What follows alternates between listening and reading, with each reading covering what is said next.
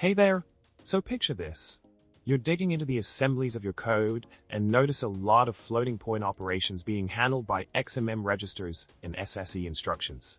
Quite a common scenario, right? The problem arises when you start wondering if operations using SIMD registers and instructions are actually faster than using normal registers in the FPU. It's definitely a head-scratcher, but fear not, for we're about to unravel this intriguing problem. Here comes the solution to our problem. SSE was developed to replace the x87 FPU due to various reasons. Firstly, code generation for stack-based processors like the x87 FPU often leads to inefficient instructions, while with SSE, the code is much more streamlined.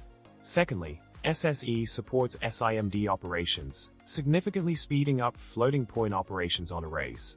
And lastly, the SSE unit allows for precise control over floating point precision, unlike the x87 FPU, which can lead to inaccuracies and performance issues. So, in most cases, opting for SSE over the x87 FPU is the way to go. In summary, using SSE for floating point operations is generally faster and more efficient than relying on the x87 FPU. So, unless you have specific requirements like code size or the need for 80-bit floating point format, sticking with SSE or AVX is the way to go. And with that nugget of wisdom, we wrap up our exploration of the fascinating world of SIMD registers in floating point operations. Remember to subscribe, like, and drop a comment below with your thoughts on the topic. Until next time, happy coding!